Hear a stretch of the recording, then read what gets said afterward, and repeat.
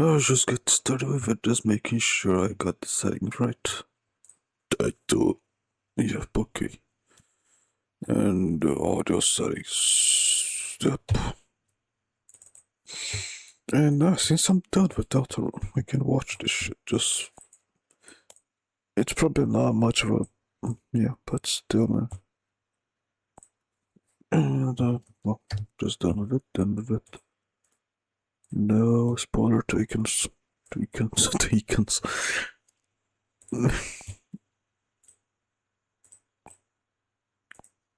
I'm not taking Wait, my what? secrets off. I am secrets off too. I am taking my secrets off. I am secrets off too. Secrets. I'm not taking my secrets off. Okay. I am not taking my secrets off. I am secrets off too. I am not. I'm secrets off too. Secrets off too. Secrets off. I am secrets off. I am not take my secrets off. I am I'm secrets off too. Secrets off too. Pretty much. I am secrets off. I am not take my secrets off. I am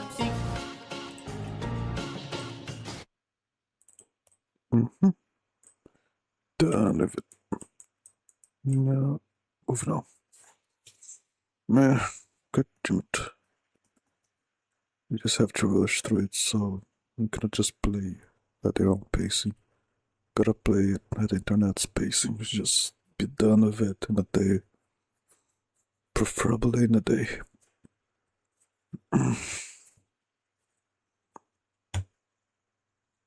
Otherwise, just get used to just getting spoiled on social media. Or even YouTube gets kind of like social media. Besides, unless you use this, you cannot even comment in here. But yeah, it's more of a passive way of social media, I guess. Not posting much, not commenting much. Well, it's kind of late, which is very prone to having errors there. But yep, I had to wrap it up, you know. It took me a little while, longer than I expected. And the extra boss, since every chapter has an extra boss, it's just this one was just so. It was surprisingly obnoxious from the start. So yeah, it was just the moment I saw the boss, just nah, I'm not doing this shit. I just let myself get defeated and move on. I'm not play that. Maybe I'll watch a video later about the boss. Just yeah, whatever. Nope. Nope. Yep, especially because of this. Nope.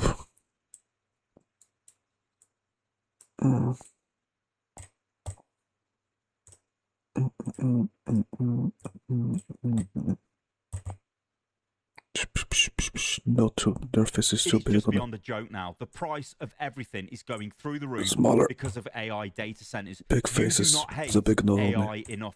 Let me explain what's going on here. So Xbox have rammed up the prices of their products by a massive degree. I'm going to show you the prices in a second, but also Apple have done the same, right? Notably recently we had the insanely expensive Steam Machine price. PlayStation increased the price of PlayStation as well. This is because AI data centers consume all of the RAM of the storage. Everything that is required to build consumer electronics is either being repurposed to go into AI data centers, or the production lines that make those products are being removed entirely, make high bandwidth memory and fancy types of NAND flash storage, all that stuff in SSD storage, God knows what AI data centers. But what this culminates in, this is very sadistic. I think it is sadistic. Sort of like scenario of SK Hynix, of Micron, of Samsung. They make memory. They can charge whatever the hell they like for memory, and they say, you want memory? You say yes. They give you a number. Pay the number. You don't pay the number. You don't get the memory. That's the way this works. They can say whatever the price is. They are making crazy amounts of profits. Everybody's fighting for all this RAM. This means for me and you, we want to buy an Xbox. It's now way more expensive than it was at launch for the same hardware. Same goes for PlayStation. Same goes for Apple hardware. I'll show you this. It's just crazy. Honestly, crazy. We've really got to be aware that this is just going to get worse because predictions are saying this is going to get worse in 2027 and beyond. Yesterday, Ash Sharma says gaming is becoming unaffordable for players, and she blames rising costs, competing subscriptions, and the attention economy. This is today, a day later on that statement. Xbox increased the price of Xbox Series X and S consoles starting in August. The Series S 512 gig instead of being 399 is now 499. The Series S 1 terabyte is now 599. The Series X 1 terabyte is now 800. 800. Good God! Actually, the Series X 1 terabyte digital is now 750. This is what Xbox say over on their PR website. Update Xbox console prices effective August 1st. We will be updating prices worldwide. The price of Xbox consoles will increase by $100 for 512 models, 150 for 1 terabyte models. Will be sunset now 2 terabyte models. We simply cannot get memory. You've got to remember as well, Microsoft is one of the companies that's absolutely driving the data center build out. So it's like we are causing the prices to go through the roof, and so we're having to increase our prices, and we are the problem. It's fucking crazy when you think about it. Oh my days. So it's last October we increased Xbox console price by $27 US. We hope that the price increase is not necessary. Actually, I forgot about that price increase. There you go. In several months, we supplies options. Unfortunately, console storage and memory prices increased more than 2.5 times. And we expect expect another doubling by the fall of 2027. Another doubling. What the hell? What the hell? It's crazy. The entire consumer electronics industry is struggling with the current component crisis. The effects are particularly hard on consoles. Unlike phones, computers, speakers, and other consumer devices, consoles typically not sold at profit, but instead for less than they cost to make, right? So the ecosystem. Today we're also sharing programs to make Xbox consoles more accessible. What? I didn't read this before I started the video. Now I'm like, what? It's like, oh my days, what? Buy now, pay later. It's easier for players to use buy now, pay later options on eligible Xbox hardware purchases through Microsoft Store, making it possible to break your payment. This is like the clarification of buying a games console. Interest-free financing, previously paid consoles, certified refurbished. Oh my days. Okay, that's bad. The price is going up. It's bad. It gets worse because look at Apple. Good old KBHD. He's got the prices up on Twitter, and the MacBook Neo, which is basically an iPhone and a MacBook case with a monitor, or like an older iPhone 16. I want to say it's the internal phone going on. Anyway, 599 that was is now 699, right? And this is today. MacBook Air 1,099 is now 1,299. Remember, Apple products are always quite expensive anyway. What you get. Well, maybe not. Maybe exceptions to the MacBook Neo, but I don't know. MacBook Pro goes from 1,699 to 1,999. Remember, the difference with like a MacBook Air and MacBook is memory storage. Have more RAM, have more flash storage, have more SSD storage, right? So the price is anything that requires memory or storage. It's just getting ramped and pushed through the roof. It's crazy. Mac Studio goes from $2,000 to $2,500. The iPad Air goes from $599 to $749. And the iPad Pro goes from $999 to $1,199. That must be said notably. There's no mention of the iPhone. When the price increases, that's obviously the big selling product. Things are going to get probably a bit mental. Okay, so you made this fine video, and I am still struggling to come to terms with the cost of hardware. We knew this was happening. I've covered it in many videos up until this point. It is shocking. I mean, absolutely shocking when you see this written down, when you see the price increases. When I say these words, I am flabbergasted, right? It is now more expensive to buy basically any games console, which has not increased in power since its launch. This has never happened in the history of games consoles. They don't get more expensive, they get cheaper. I remember, I might be tripping here, but I remember, I think it was Currys or PC World or somewhere in the UK. They were selling tellies and giving you a free Xbox 360. I'm sure they were, the black Xbox 360. Like, you get a mobile phone contract and you get a free games console as well. Like, oh, the deal these days are long gone, right? Your Xbox of any variety is now more expensive than it was at launch, and it's no faster, doesn't have more storage. In fact, they're removing the 2 terabyte storage option. Same goes for PlayStation, same goes for Nintendo Switch, same goes for a shit ton of Apple products, same goes for loads of different types of PC hardware. The same goes for Steam Deck, Steam Machine. It's just massively more expensive. Rumors are saying that should have been $750 or maybe $800 at push, but they've actually, before that $1,000 the base model, and the one with more memory is now $1,490 mental. It is an insane time to be living in. The irony is also not lost on me, especially with companies like Microsoft. They are driving this. There is a massive global fight to get RAM, to secure high bandwidth memory, to secure flash storage, solid state storage, even to secure old style hard drives like the likes of Western Digital and God knows what. This is a massive boom of capex which is being spent on these companies, the likes of Micron. They're walking through the door going, we want production, we want X number of units to be made. Micron like, yeah, that's going to be stupid amount, billions, and the next customer walks through, the next customer walks through. They haven't even made this stuff, but they're committed to spend tons of money on it. So they keep pumping the price of the product. It's just getting stupidly expensive. Of course, these are critical components that are used in all the technology. I often think, and I think this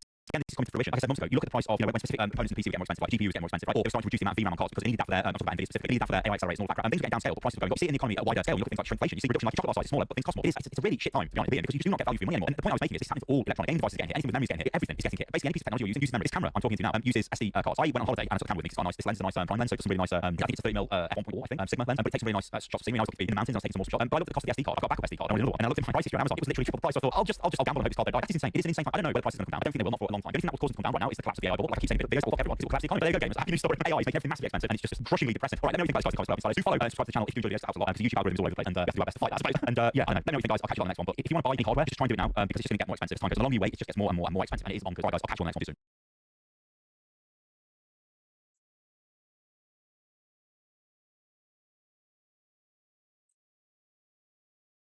Wait now. Or somehow get some dirty cash. Because no, we're gonna use some hard-earned cash for this shit. It just became unfair, so use some unfair cash as well.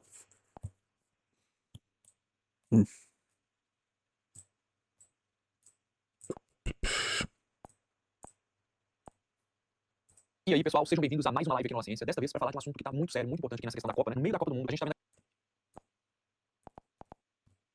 essa TV trabalhando do ponto de vista de entregar conteúdo dentro de uma audiência maior, tirar o monopólio da Globo, né, da comunicação tradicional, da mídia tradicional, levar isso para a internet, que é perigoso, porém a gente está vivendo uma situação extremamente complexa com relação a como os anunciantes da TV na rua, as pessoas estão fazendo anúncios de bets, seja precisa falar sobre isso, eu falando problemas das bets desde 2021, não, 2022, quando pela primeira vez comecei a ver os meus dados de como que o transtorno do jogo, o transtorno das apostas, vício em apostas, ele está escalando no Brasil. Em 2023, eu fui no podcast falei isso lá, epidemia devido ao aumento das pessoas, da normalização dessa questão na sociedade, e hoje a gente está vendo muitos dados mostrando que as apostas estão viciando as pessoas, os brasileiros, pela questão social, pela questão econômica, é um povo muito suscetível ao vício em apostas. A gente vê a maior referência hoje dos jovens que a TV, temos mídia no YouTube, na internet, levando as bets como se fosse coisa normal, como se fosse propaganda, qual é a boa de hoje, sabe? Isso aqui tá tirando o cérebro, você falar sobre isso. Sejam bem-vindos, se você está acompanhando ao vivo, manda um oi pra gente falar aqui nos comentários, se você está discutindo mais. Hoje eu vou falar o que realmente aconteceu, por que Caso Brasil fala que ele não vê problema, que ele não vê como as bets prejudicadas, não tem a ver com a pessoa que assiste aquele anúncio, quer fazer um papel tanto profissional de saúde quanto comunicador, vamos mostrar explicar realmente qual é o impacto de um anúncio na vida de uma pessoa que é predisposta a se tornar um viciado, né? Uma pessoa que tem um transtorno do jogo, a antiga ludopatia, que muita gente fala, então, viciado, né? O vício em apostas, não fala também, então as bets viciam, né? Porque parece muito estranho, uma coisa que não é uma droga, não é um caminho, não é maconha, mas vicia, é possível um comportamento viciado, né? Um comportamento de apostar, então é muito interessante, muito incentivo, mas muito importante, todo mundo trabalhar, ninguém obrigação a saber, é importante que nós saibamos na hora de criticar, entender por que é tão relevante as pesquisas que as vezes, aqui, não acho que a TV é a vilã da história, só é um sintoma de um sistema que vem implementando bets na vida do Brasil há muito tempo, são muitos anos, desde 2018, quando saiu as primeiras leis permitindo as apostas esportivas, né? A gente vem vendo esse crescimento desse mercado de forma estrondosa, e não é à toa a gente está nessa situação, não existem interesses, existem grandes grupos de comunicação, a própria Globo, todos os canais fazem propaganda de bet, que é errado, na minha opinião, mas a gente pode simplesmente colocar todo o peso dessa coisa na TV, o programa da TV, ele é relevante, eles estão fazendo coisa errada, mas não é, não são usurpadas essas coisas que a gente tá. Então, sejam bem-vindos para lá, enquanto antes de começar, só para eu entender quem está assistindo aqui, se você está vendo depois também é importante falar todos os comentários, fazer um segundo ideia, assim, quem aqui já apostou, e a segunda pergunta é, quem apostou nessa Copa depois de ver o anúncio na TV, na Globo, na SBT, onde quer que você esteja, quem já apostou, segundo, quem foi influenciado, quem apostou depois sem influência, lembrando que eu não tô culpando ninguém pra apostar, é permitido, é legal, porém, quem sabe esse comportamento, é como você beber algo, ele é um comportamento nocivo que se você fizer uma vez ou outra na vida, você vai ter problema, é isso, tornar constante a sua vida, e começa a tomar lugar de outras coisas, a galera fala que nunca apostou, depois me responde quem nunca apostou, vocês entendem o que é uma odds, só pra eu saber como comunicar isso pra vocês aqui, porque rola essa polêmica das odds aí, que a TV tá anunciando os jogos, vocês entendem o que é isso, já ouviu falar disso, não sei, nunca apostaria, eu falo aqui, não sei, só falando que sabe que é as odds, sim, tem gente que não faz ideia, beleza, é importante comunicar todo mundo, mas vamos começar aqui no posicionamento, mas também live educativa, só o que tá acontecendo, tá? Eu tô aqui falando, todo mundo vai pra TV, todos sabem, acabou conseguindo, conquistando, vamos dizer, 100 os mais 100 jogos, 62 jogos da Copa, então eles têm direito de todos os mais 100 jogos da Copa, no YouTube, especialmente no YouTube, vai ser uma grande vitória pro YouTube, também para as mídias sociais, para tirar uma qualidade da Globo e das outras tradicionais, só que no meio dos jogos, eles fizeram um acordo ali com várias bets, né, são várias empresas de apostas, para poder anunciar isso, receberam um valor, e eles ganham em cima do que já não se faz, não sei, não tem termos contratos, nada, não, só é provável, eles têm algum tipo de incentivo, caso haja conversão de clientes, vai falar, não temos como saber é o ponto mais claro que quanto mais se converte, mais pessoas jogam, mais as bets vão querer patrocinar eles, estão convertendo nosso cliente, não precisa ganhando comissão sobre o cliente, é lógico que eles têm interesse, e mais pessoas jogam, mais jogos, mais pessoas querem mais mercado,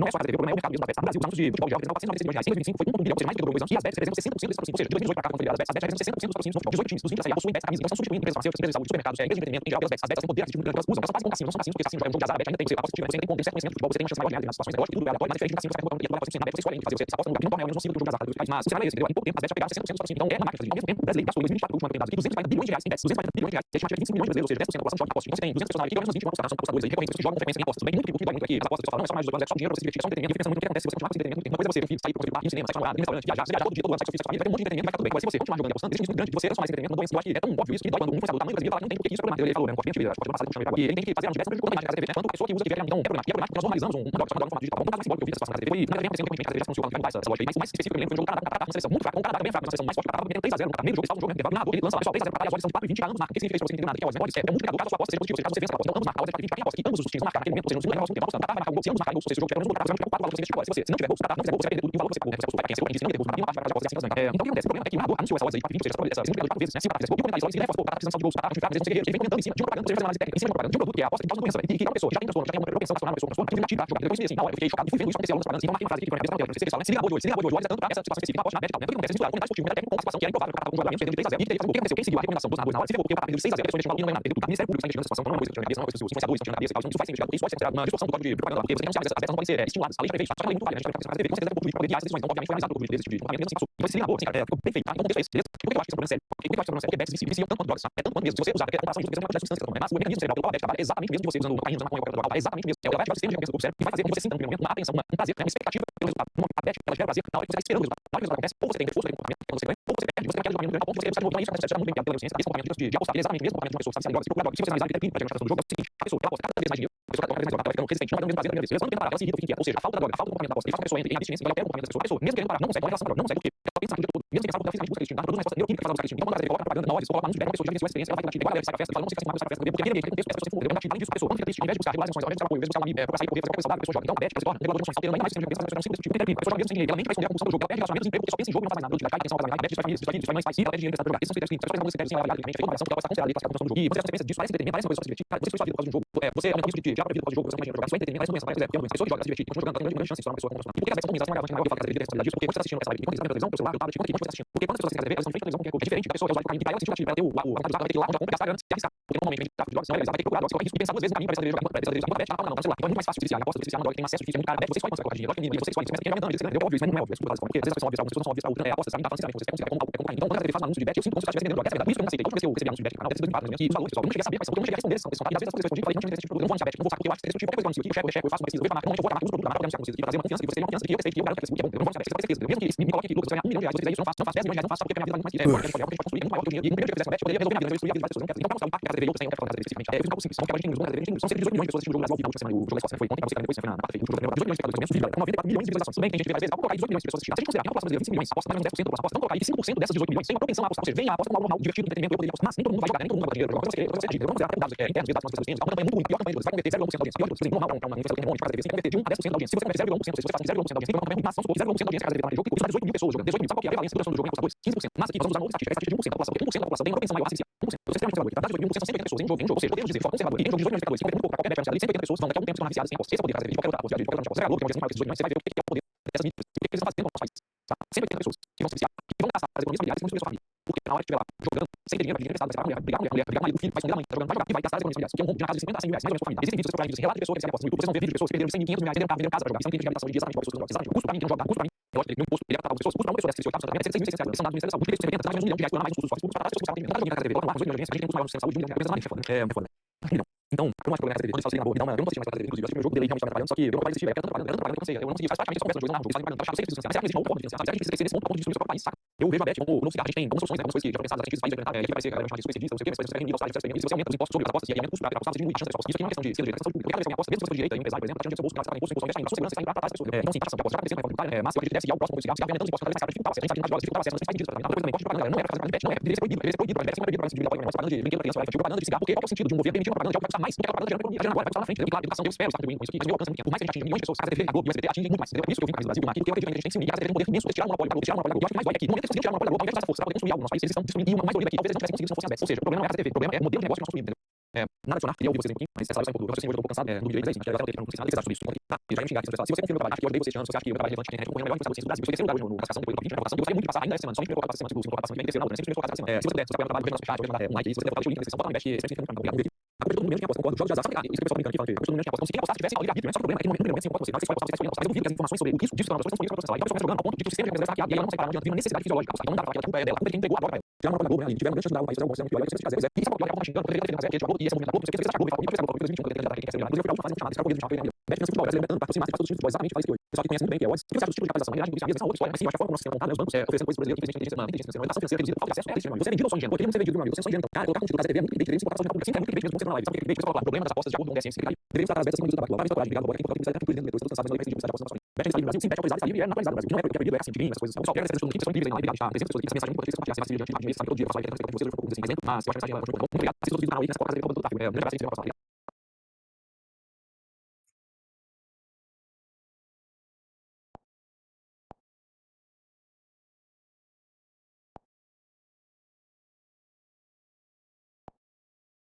Towards the end of the 1990s, Apple's reinvention of Macintosh shook the entire world, not only did it make PCs more easy to use and exciting, but also took them into the future. What if you could take that future with you? Anywhere you went, no sacrifices, no costs, no compromises. Apple answered this question in July of 1999 with the release of their sister product, which they called the iBook. Advertised as the iMac to go, iBook was a massive success. It was the device for those who wanted to extend their digital life beyond just the bedroom or office. Computers were no longer just a utility, they were a part of you. iBook personified this in ways that were familiar, bold, and unconventional. It literally had a handle laptop so that you could easily carry it with you and take a statement while doing it, as its unapologetically vibrant and strange appearance did all talking. It ran without a fan, had excellent battery life, a satisfyingly smooth trackpad, a wide range of delicious and glossy colors to choose from, and a revolutionary new way to connect to the internet without any cables. This was called Wi-Fi, which Apple adapted through their new technology called AirPort. It didn't matter where you were, the internet was right there with you, encased in a beautiful plastic clamshell. iBook was a trailblazer in many ways, but it is also retrospectively looked at as one of the strangest looking computers of the 90s. Its futuristic, almost otherworldly appearance was unlike anything else from its time, and arguably anything else after it. iBook was not just a computer, it was a conversation. And by understanding its development, marketing, and innovations that made its influence and great technological feats possible, that conversation gets so much more interesting. Hickory Hawk, my mouse runs down.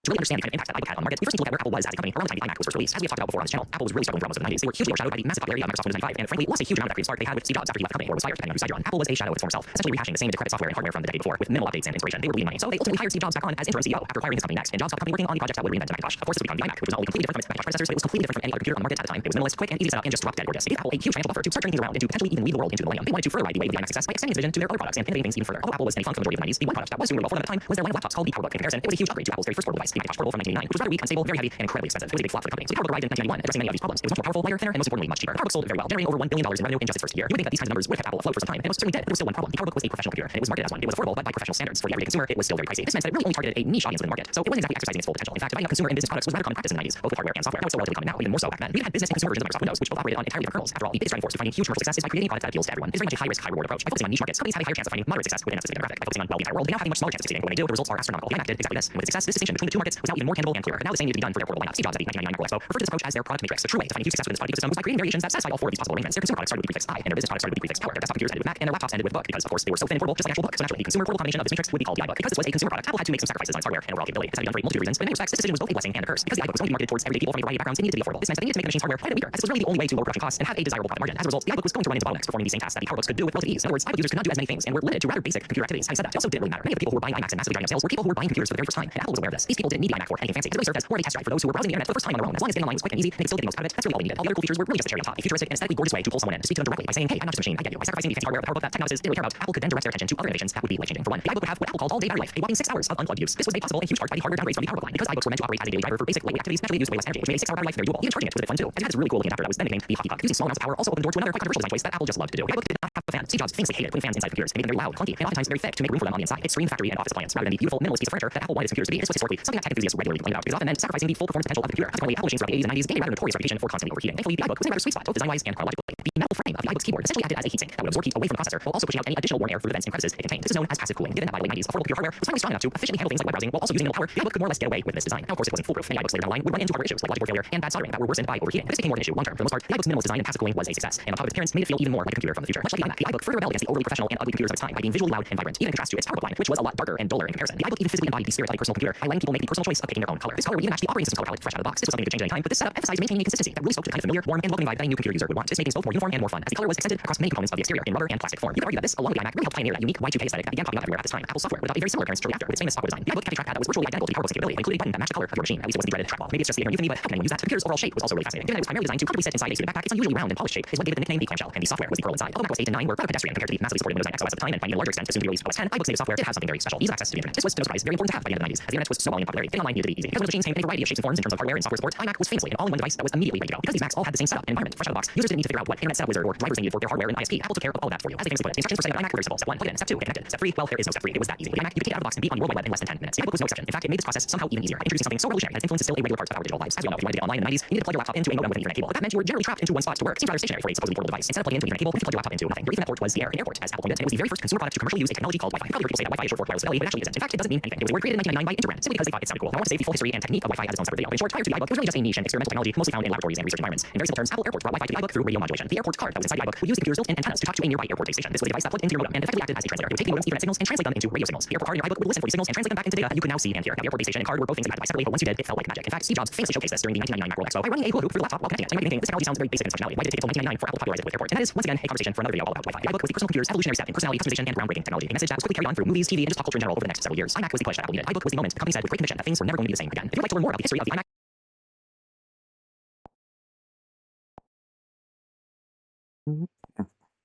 hello everyone, this is your audio designer. This Amazon delivery driver ruined this freshly mowed lawn.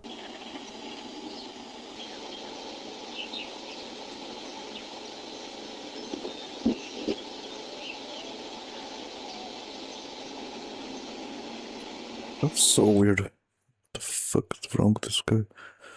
Oh.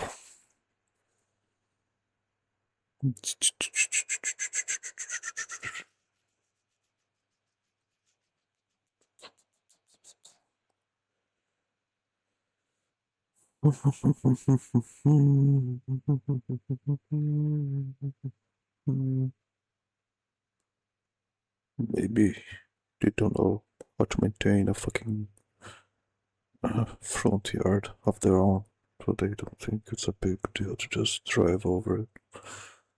I guess.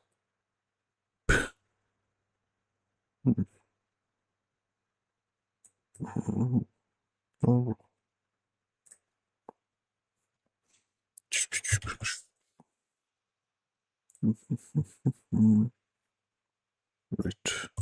Right.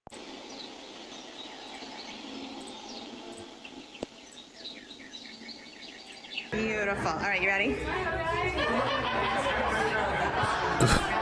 You should look.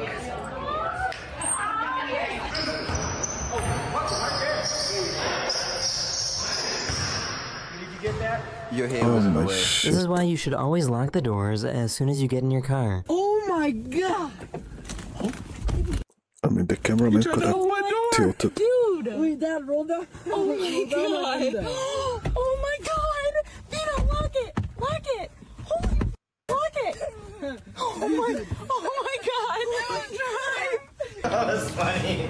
You know the sun took over, right? Oh, look, a Goofy movie. Oh, wow. Oh, I can't get any goofier than this. Holy sh**.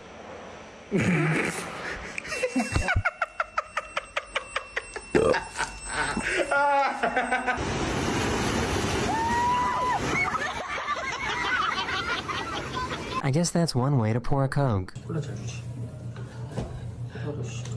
Man. 헐 대박. 와 이게 와 이게 아이. 와. 더 먹고 하나 더 시켜.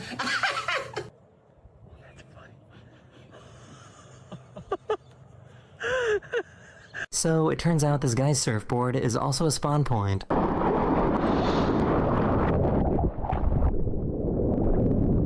That's What? the fuck.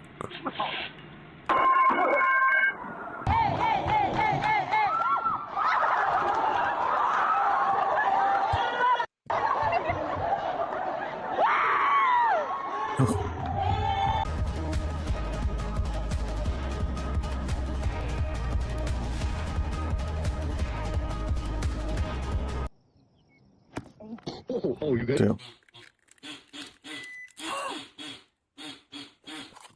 I'm fine. Oh, fuck. I have no idea. It's another egg. I was gonna say, is that another egg? Oh, Pony Boy. Bro. This is just a picture of you. It's just a picture. These clever crows use the passing traffic to crack open their walnuts.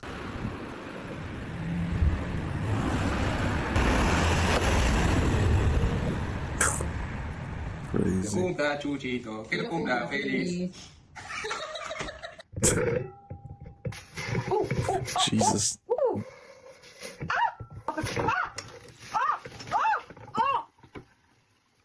I'm trying to watch the road. I just feel like I'm being watched. You looking at me? This guy thought rapping whilst under anesthesia was a good idea. Would you like French toast or eggs? Maybe I can give you some bacon and sausage with a side of orange juice, apple juice, cranberry juice, pineapple juice. What you like, sweetheart? Cause I love to treat the ladies right. I don't like to treat them wrong cause my mama raised me right. If you know what I mean. You know what I mean? Where you at? There's way too much glass in this Baja. If you're needing pressure washer, just hit up Taco Bell. So is this car an automatic or not? Where's Park? What the hell?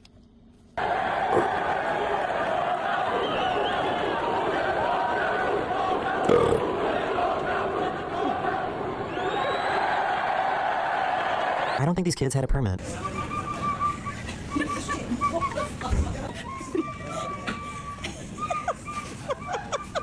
This is my favorite clip from this episode. This theater show is designed to look like a classic black and white movie.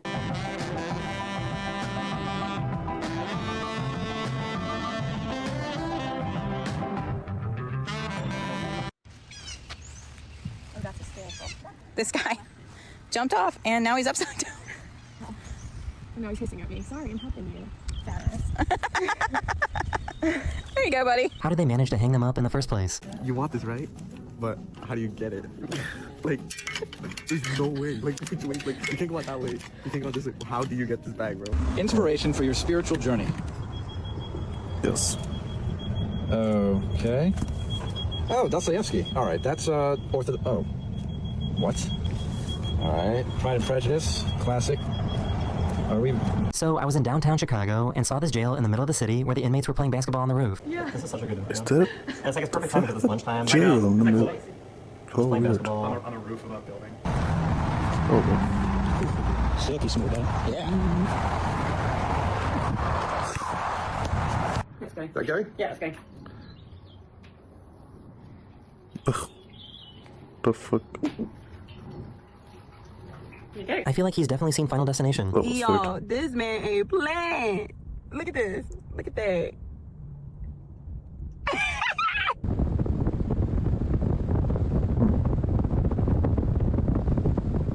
These little guys just wanted some privacy.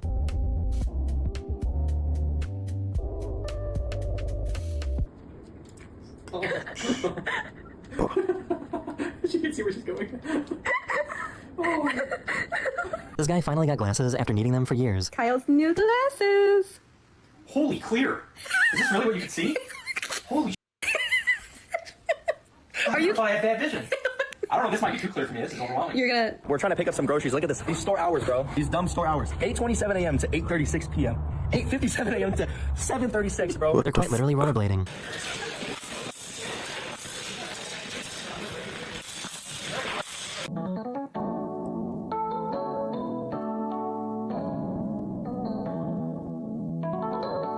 I was getting a while, but let's see if I still got it. All my orthopedic peeps out there. Is this normal after you get a allograft? Go ahead. Sounds like rubber. This guy doesn't need tools to get the job done.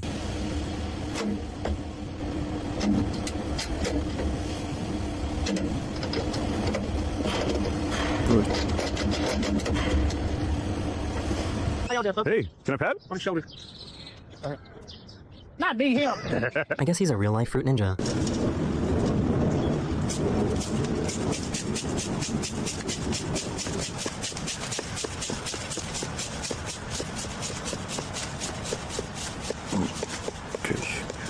Are you ready to carry this? Yeah, let me just get my stance really quick. Okay, you ready? Yep. Wait.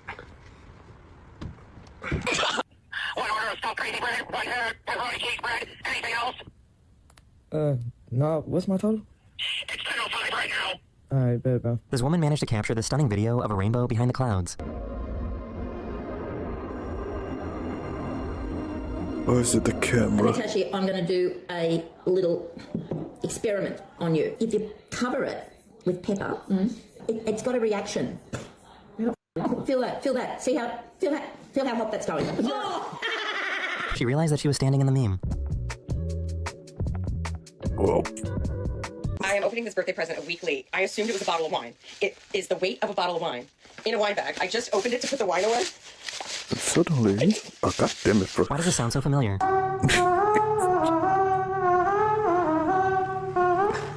Nothing can stop me, I'm on.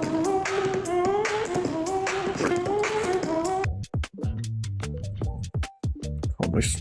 Why does it seem like recently there have been way more gassy cars around? Don't use that word. Oh my god, I got swallowed by a whale. Oh wow, that sounds intense. Are you okay? No, I'm in a whale's mouth. That's quite the situation. Why do you sound so excited about this? I'm just rolling with the vibe. It's not every day someone tells me they're inside a whale. If you're calm about it, I'll keep the energy up too. You'll catch your neighbors doing this at 3 a.m.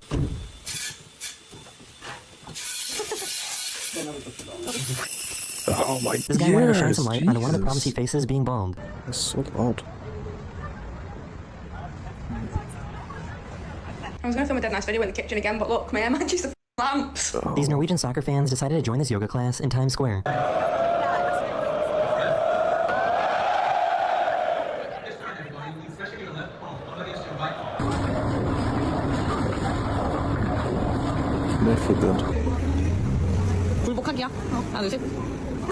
Yeah.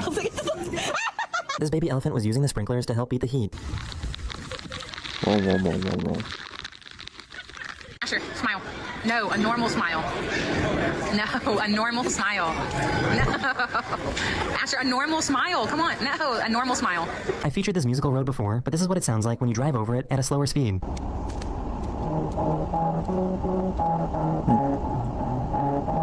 Nice. That's what they gave you? Like, how was it put together? She left someone a surprise for later. Sorry, what? Want a surprise for later. No,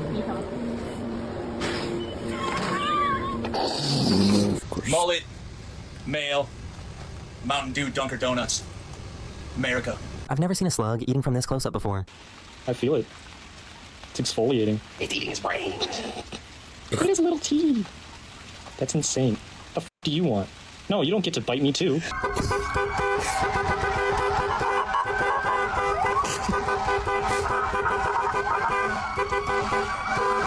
That is the end of this video. I hope you enjoyed, and I'll see you guys again very, very soon. Later. Nope. Alright, for everybody. The reality though.